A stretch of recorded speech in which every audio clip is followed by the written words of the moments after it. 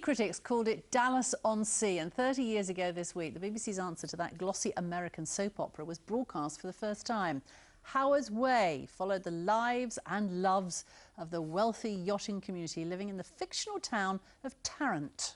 Much of the drama was filmed at Bursledon, or as locals always say to me, Burlesdon, near Southampton. Last night we found out how the show was created. In our second episode, David Allard looks at the impact the series' success had on the people and places it made famous. This is BBC One, and now we come to the new drama serial for Sundays. It had boats, it had bus-stops, it had big hair. Soon up to 14 million TV viewers were enjoying this naughty, nautical South Coast saga. I think they love it more than Dynasty and Dallas because it's British, and so they can relate more to it, and I think we all need an escape at the moment. May your tills start ringing and never stop. Howard's Way was on the crest of a wave. I think it's fantastic the way it's taken off, and we're very, very thrilled the general public have taken to it, and long may they do so.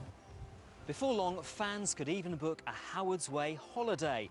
Boat tours brought them to locations used in the series. We would constantly have to stop filming as we'd hear the tannoy going, the Jolly Sailor is on the left and here is... And you think, oh, good grief, okay, stop, everybody, company wave, hello. And right, it's gone, let's carry on.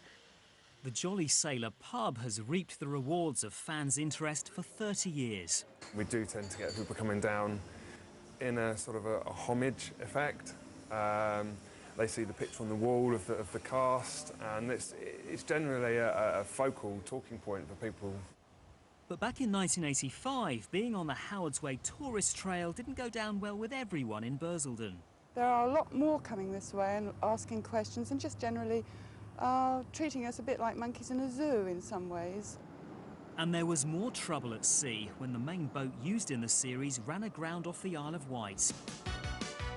Fortunately, much of the action was now on dry land as Jan Howard forged her fashion empire. The 80s outfits were certainly eye-catching, but not always that practical. Do you not get nervous when you see them being used in filming? Terrified, especially on days like today where it might pour down, you know, and I've got people in linen and silk and things like that, yes. They're usually in wellies below the silk skirts and the moon boots. Morning, Ken.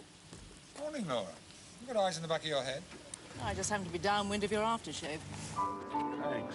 In 1989, tragedy struck with the sudden death of lead actor Maurice Colborne. For many, the heart went out of the show. In 1990, the BBC felt Howard's Way had had its day. It was always very exciting coming down on location. It was always a pleasure. Robert Reed directed the last ever episode. May I give you a toast to the Howards? The Howards. It was very sad, actually, very sad. The story had to put everything to an end.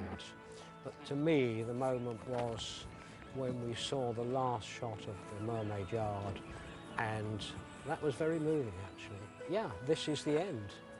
Finish. How does it feel to be back? It's wonderful, actually. It really is. Particularly here, this all comes back. The pub, which was very much a sort of centre for us when we weren't working over there at the Mermaid Yard. The absolutely perfect location for the series. Howard's Way may have left town years ago, but in some ways, it's always there. Telephone Tarrant 43526. No mobile phone number.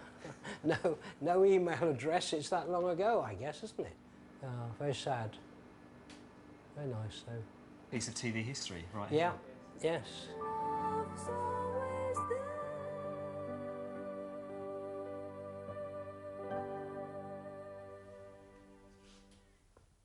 There's a lot of memories there, and Absolutely. I think Kate O'Mara probably had the best lines. Yes. There's a roar of laughter here. Just to let you know that BBC Radio Solent has a special to mark 30 years of Howard's Way. It's presented by Tracy Childs, who you saw in the film there. It's this Monday at 9 AM. Howard's Way, a South Coast saga. Don't miss it.